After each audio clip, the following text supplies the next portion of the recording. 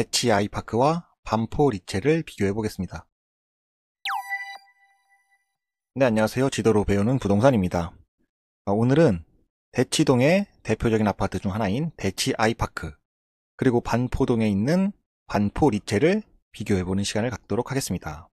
과연 두 아파트 중 어느 아파트가 더 좋을지 한번 비교를 해볼 텐데요. 우선 대치 아이파크를 한번 보겠습니다. 대치 아이파크는 당연히 대치동에 위치해 있는데요. 바로 강남에서 한티역 주변인 여기가 대치 아이파크입니다. 말씀드렸듯이 한티역 초역세권이고 2008년식의 768세대의 중소규모의 단지입니다. 입지는 사실 말해봐야 입 아프긴 하지만 그래도 또 말씀을 드려보자면 이 수인분당선 한티역의 초역세권이고 여기가 대치동 학원가입니다. 뭐 여기도 학원가긴 하지만 요즘에는 메인이 이쪽으로 많이 옮겨졌기 때문에 이쪽 접근성이 상당히 좋습니다. 뭐 물론 이쪽 접근성도 상당히 좋긴 합니다. 어쨌든 그렇게 대치 학원가의 접근성이 상당히 좋다. 그리고 여기가 단대부중, 단대부고가 있는 곳이에요. 그래서 여기에 접근성도 상당히 좋고 요 길 하나 건너면 여기가 롯데 백화점입니다. 이 롯데 백화점 가기도 좋고 요 길로 조금만 더 가면 도곡렉스를 지나서 강남 세브란스 병원이 있습니다. 그래서 강남 세브란스 병원 가기도 좋아요. 물론 이 자체가 강남구이기 때문에 강남에 있는 여러 일자리에 직주 근접으로 접근성도 상당히 좋습니다. 뭐 여기까지만 해도 더 이상 말할 필요가 없겠죠. 또 이 대치 아이파크는 재밌는 게 이 위쪽에 있는 도곡초를 보낼 수도 있고 이 옆에 있는 대도초를 보낼 수도 있습니다. 이 도곡초는 혁신초등학교에서 뭐 그런 걸 선호하시는 분이 혹시나 있다면 도곡초를 보낼 거고 아니면 대부분은 다 대도초를 보내게 될 것 같습니다. 더 위치적으로 가까이 있죠. 중학교는 이 바로 옆에 있는 단대부중으로 남학생은 보통 갈 테고 여학생은 여기 있는 역삼중학교로 보통 가게 됩니다. 이 두 학교 모두 상당히 학업 성취도가 높은 그리고 선호도가 상당히 높은 중학교이기 때문에 대치 아이파크의 선호도는 높을 수밖에 없습니다.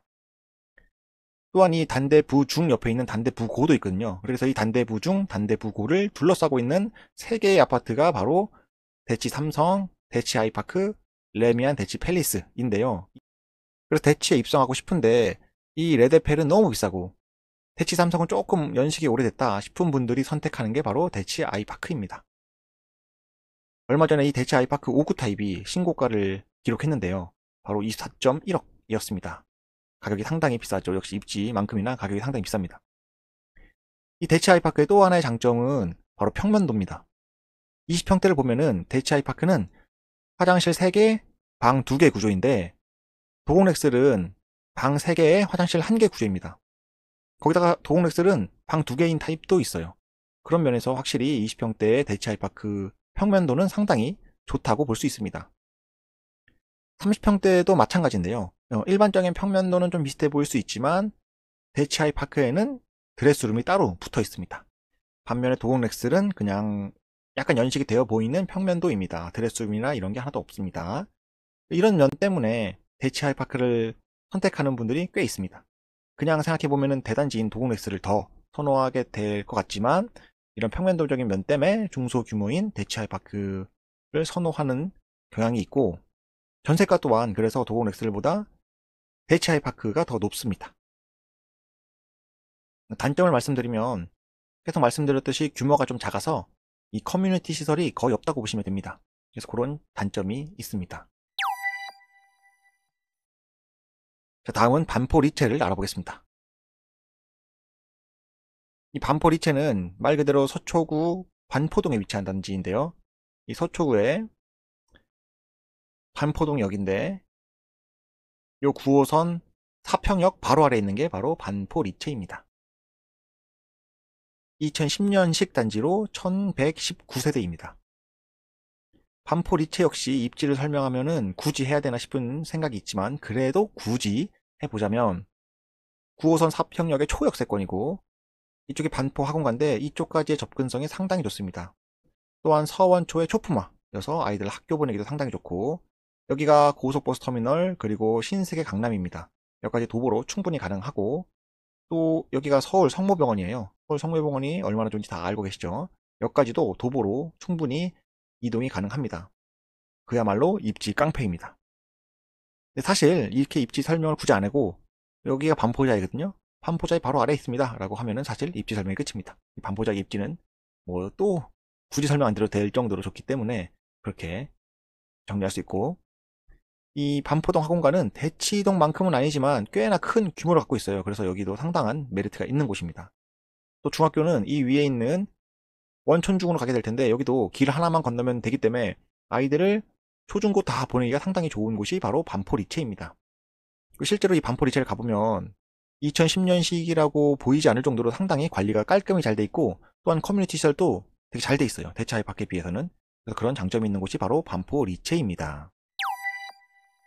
자, 그럼 이제 대치아이파크와 반포리체를 비교해 보겠습니다.